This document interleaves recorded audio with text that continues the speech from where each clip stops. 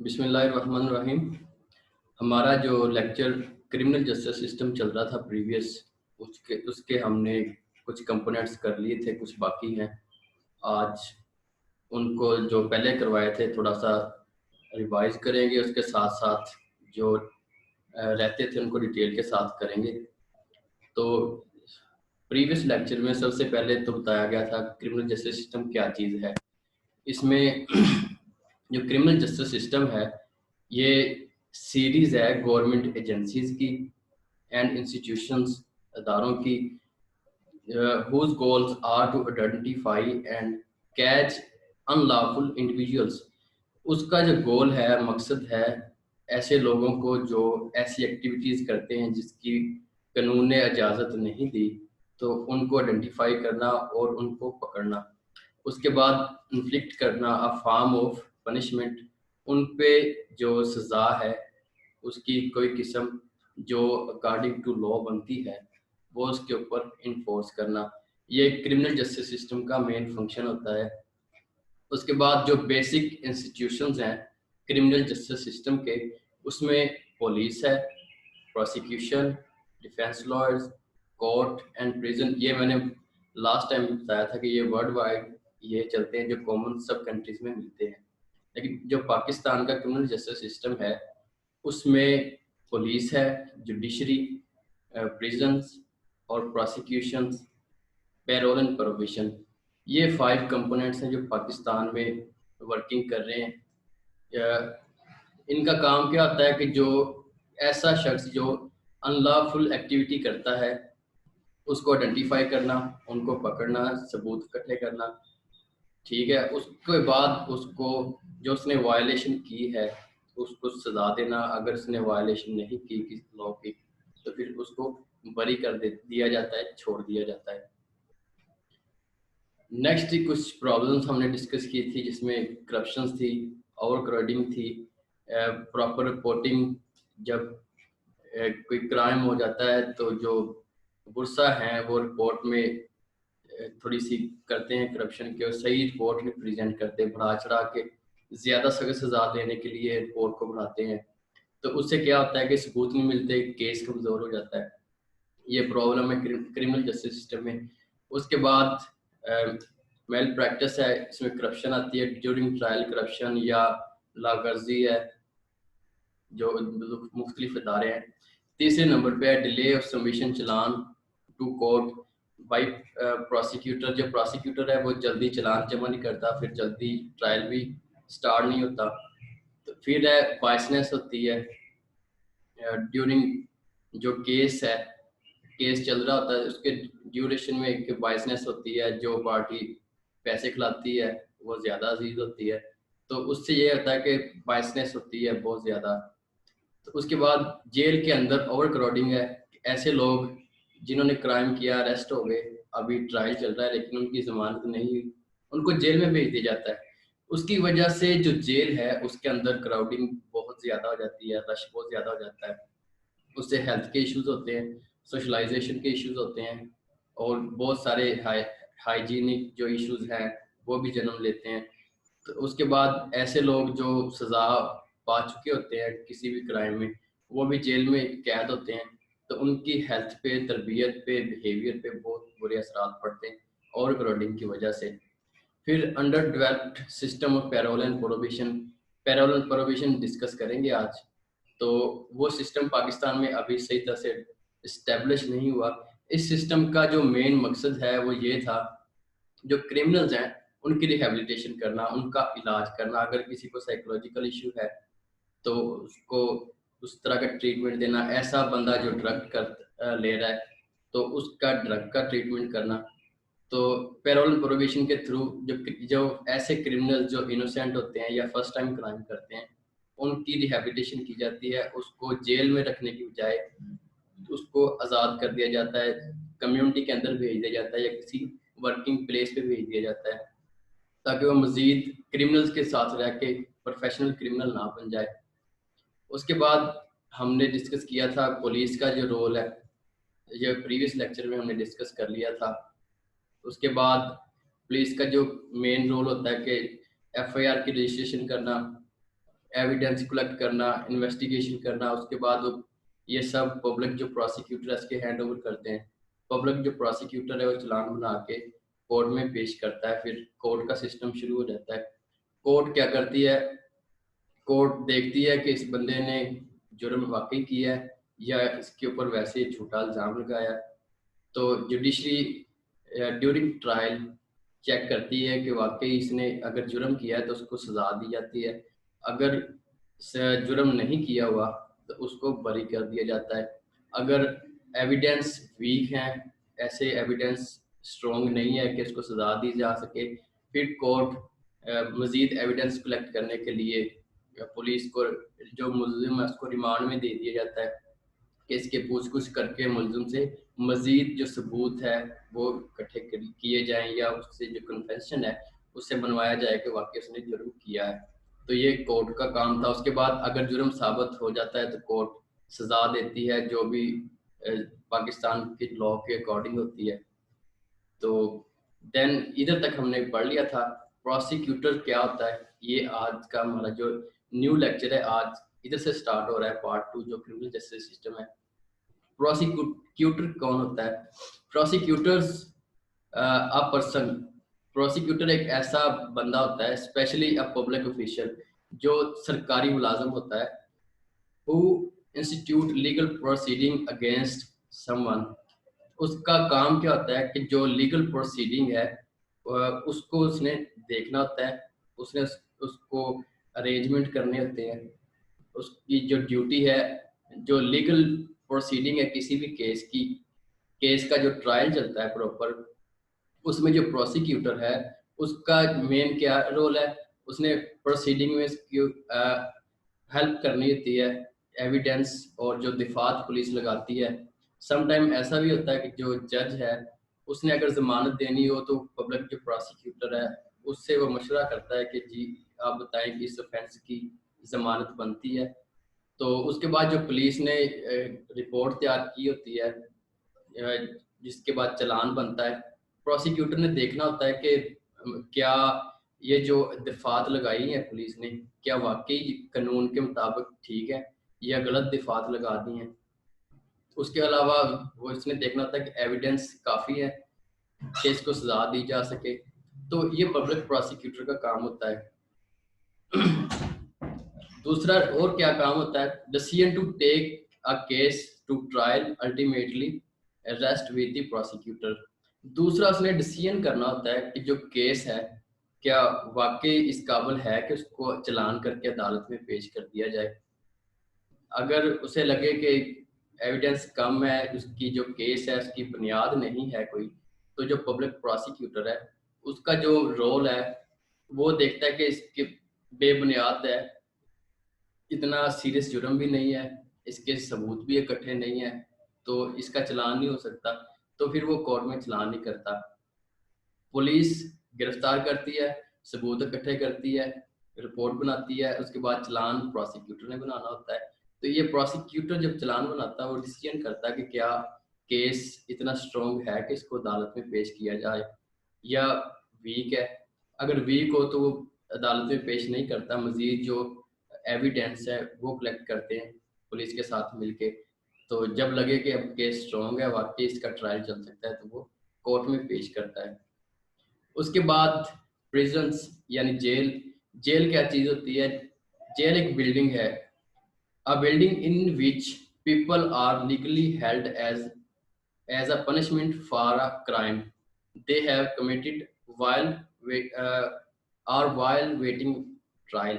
इसमें कहता है कि जो प्रिजन है वो एक बिल्डिंग है जिसमें जो लोगों को बंद किया जाता है, लीगली कानूनी तौर पे बंद किया जाता है लोगों को, ऐसी बिल्डिंग है, उसको जेल का नाम दिया जाता है एज अ पनिशमेंट। जब उनको सजा दी जाती है, सजा के तौर पे जब किसी बंदे को लीगली किसी बिल्डिंग के अंदर कैद कर दिया जाए, बंद कर दिया जाता है, तो जिस जगह पे कैद किया जाता है एज अ पनिशमेंट क्रिमिनल को, ऐसी बिल्डिंग को प्रिजन यानी जेल का नाम दिया गया है। For a crime they have committed, उस क्राइम के लिए जो उसने कमिट किया है, और वाइल वेटिंग ट्रायल, या जब केस है अदालत में चल रहा है उसकी जमानत नहीं हो सकी, तो जब तक केस का फैसला नहीं आता तो जो मुल्जिम है उसको भी जो जेल के अंदर ही रखा जाता है ताकि जब तक फैसला नहीं हो जाता वो जेल के अंदर स्टे करे। Used appropriately, it place a crucial role in upholding rules of law. Jail का जो दूसरा रोल है, उसने जो रूल ऑफ लॉ है उसको अपहोल्ड करना होता है, उसको थाम के रखना होता है, इसकी इम्प्लीमेंटेशन करनी होती है proper, by helping insuring that offenders are brought to justice by providing a sanction for a serious wrong doing. अगर कोई बंदा कोई गलत कर रहा है, उसको जब ट्रायल चलता है अदालत में, ट्रायल चलने के बाद जो सजा होती है वो सजा जेल में दी जाती है।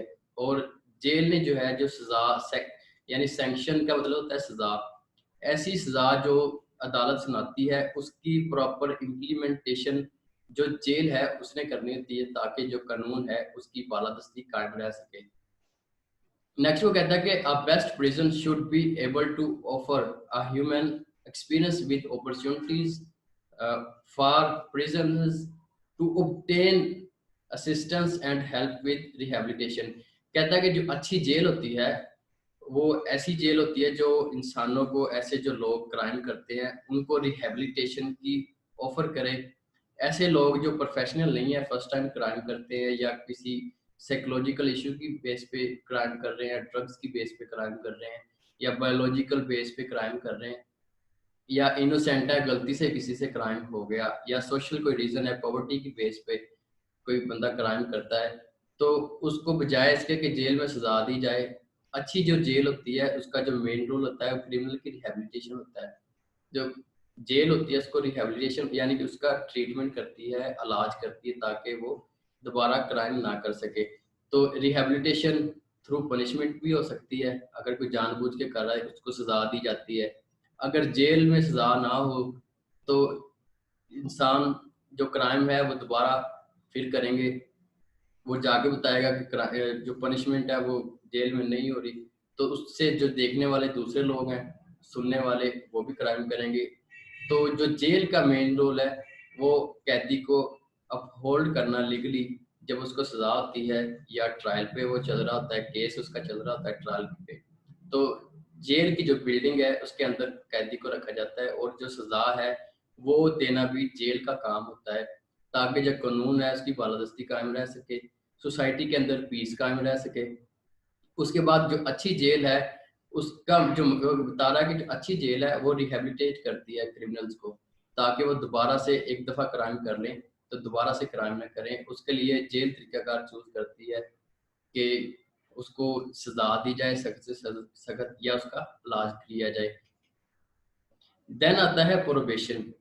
Probation is a judicial action that allows offenders to remain in community subject to condition imposed by court order under the supervision of probation officer। जो प्रोबेशन ऑफिसर होता है उसके अंडर जो ऐसा कैदी, पहले देख लेते हैं प्रोबेशन होती क्या है। प्रोबेशन एक जुडिशियल एक्शन है, ऐसा एक्शन है जो अदालत की तरफ से लिया जाता है। किस लिए? ऐसा बंदा जो फर्स्ट टाइम क्राइम करता है या उसकी एज 18 साल से कम है, नाबालिग है, उसको बजाय इसके कि जेल में भेज दिया जाए, तो अगर वो जेल में जाएगा, दूसरे कैदियों के साथ रहेगा, उसकी सोशलाइजेशन क्रिमिनल के साथ बैठेगा, उधर से मजीद क्राइम, क्रिमिनल की जो लैंग्वेज है, क्रिमिनल की हैबिट्स हैं, वो सीखेगा। तो बजाय ऐसा बंदा जो फर्स्ट टाइम क्राइम करता है, इनोसेंट है, लेकिन गलती से उससे क्राइम हो गया या बच्चा है, उसको बजाय जेल भेजने के एक जो प्रोबेशन पे भेज दिया जाता है। प्रोबेशन जुडिशियल एक्शन है that allows the offenders to remain in community.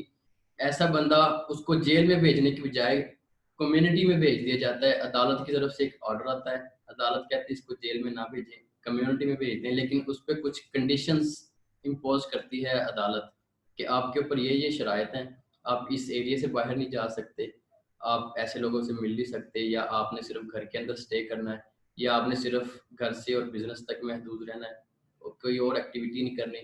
तो उस पर कुछ शराइत लगाती है अदालत और उसको दोबारा कम्युनिटी में भेज देती है क्राइम करने के बाद, ताकि मजीद वो क्रिमिनल के साथ रह के क्राइम ना सीखे।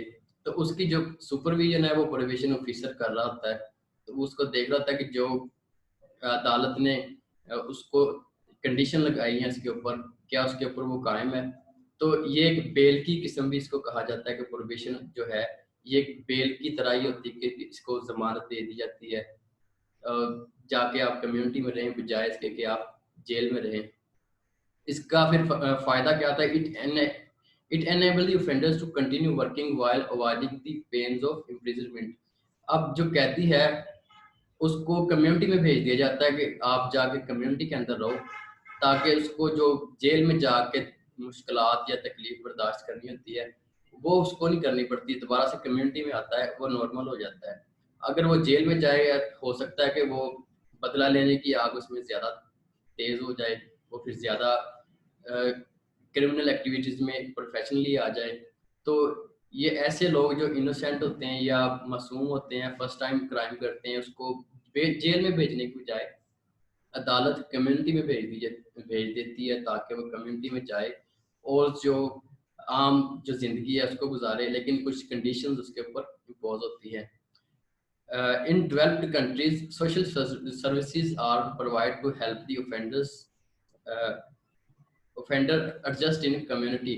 जो ऐसे ममालिक जो तरक्की याफ्ता हैं उसमें बजाय इसके कि उसको कम्युनिटी में भेज दिया जाता है, उसको कुछ सोशल सर्विसेज पे लगा दिया जाता है कि आप इतने फलां जगह पे चले जाएं, इतने दरख्त लगाएं, या आप फलां हॉस्पिटल में चले जाएं तो जाके सफाई करें।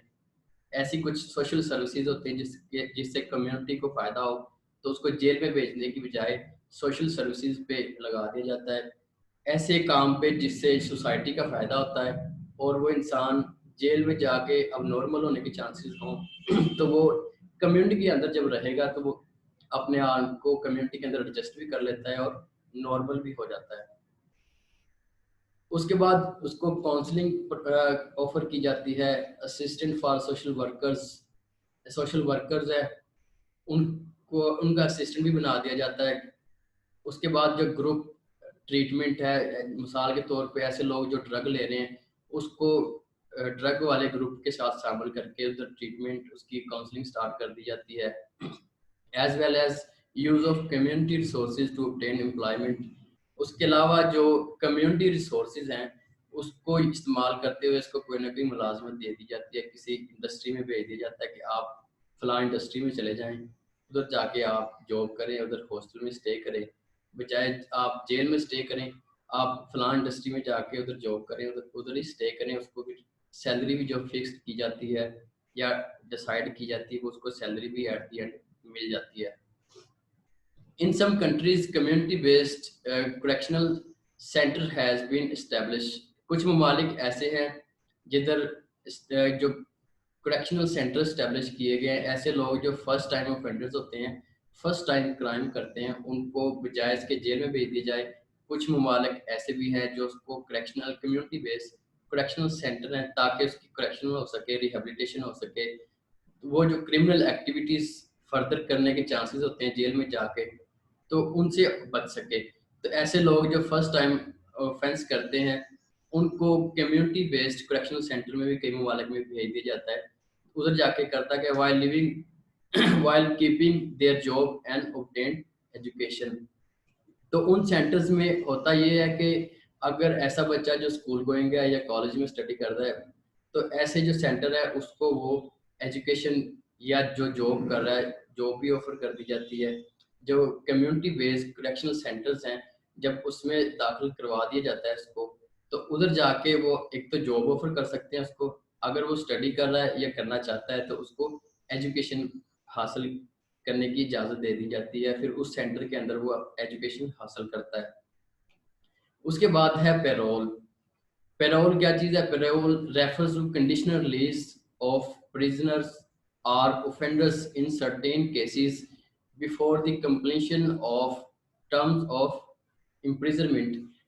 ये जो प्रोबेशन थी ये ऐसी है जो अदालती जो है वो एक्शन होता है जिसपे कुछ कंडीशन लगा के अदालत जो ऑफेंडर्स है उनको कम्युनिटी में भेज देती है।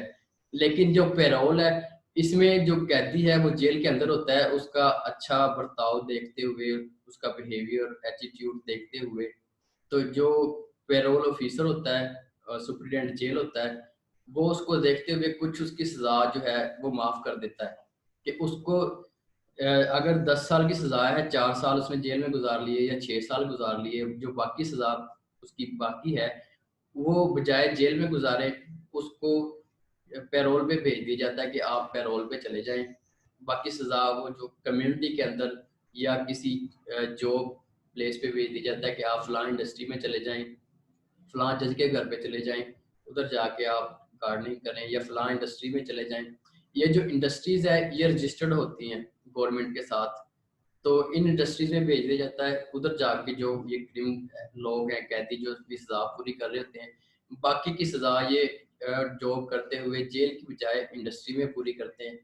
प्रोबेशन और पेरोल में थोड़ा सा फर्क ये है कि जो प्रोबेशन है इसमें आप जो कैदी है उसको सजा नहीं होती, एक दिन भी जेल में नहीं गुजारता, जुर्म साबित होते इसको जो प्रोबेशन पे भेज दिया जाता है कि आप प्रोबेशन पे जाएं।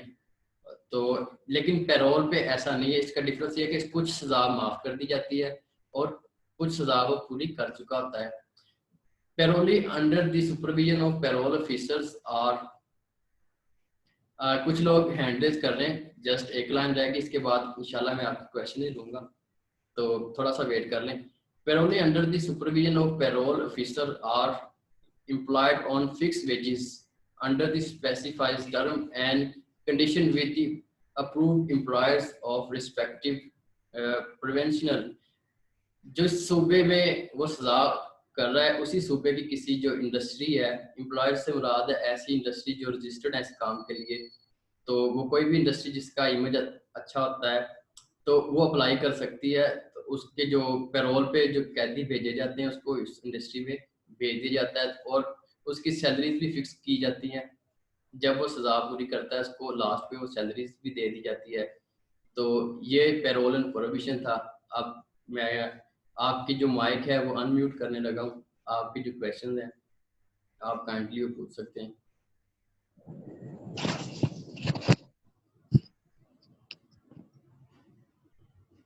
किसी का कोई क्वेश्चन?